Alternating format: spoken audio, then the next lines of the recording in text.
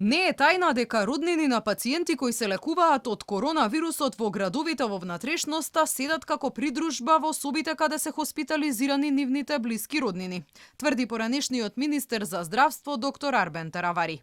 Таравари не крие дека постојано добивал повици од пациенти кои се лекувале од COVID-19 и кои му се жалеле за лошите услови во ковид центрите.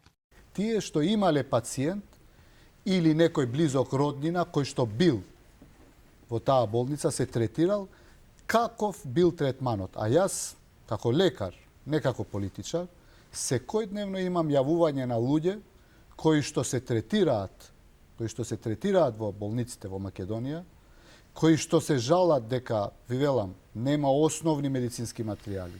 Во некои болници луѓето треба сами да обезбедат кислородни боци.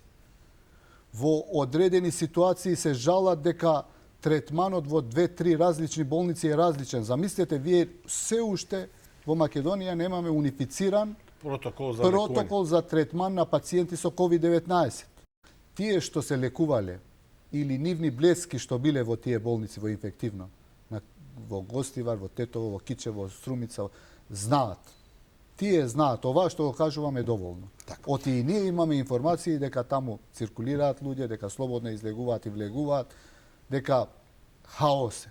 Ваквата пракса која доби осуда од јавноста, бидејќи во време на пандемија некој свесно дозволувал приватни лица непречено да влегуваат и да излегуваат од ковид центрите, ризикувајќи неконтролирано ширење на болеста, ги вознемири и лекарите. Токсикологот Нико Беќаровски бара строги казни.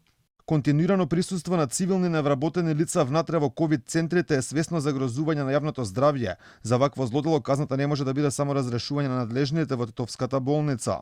Пожарот кој за неполни 15 на минути ја пеплоса монтажната болница во Тетово отвори многу дилеми. Дали постојат протоколи за постапување во случај на пожар и како да се извлечат пациентите во такви ситуации.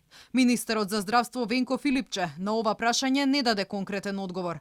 Само штуро посочи дека коридорите во модуларните болници биле доволно широки, а прозорците доволно ниски, за да се спасат, како што рече во конкретниот случај, 12 пациенти. Безбедноста, апсолутно мислам начинот како што се направени ковид болниците, меѓу останатото, мислејќи и на евакуацијата со широки коридори, ниски прозори. Благодарение на тоа и се спасиле на 12 пациенти. Но ваквата изјава на министерот ја разгневи јавноста, која го потсети да не заборави дека други 14 лица изгореа живи. Сега надлежните институции, Државниот здравствен и санитарен инспекторат и обвинителството, ќе ја проверуваат документацијата на болницата за да утврдат инспекторите кои дозволувал цивилни лица да се шетаат низ болничките соби каде се лекувале ковид позитивни пациенти, а обвинителите дали била целосна техничката документација и јавните набавки за монтажниот објект.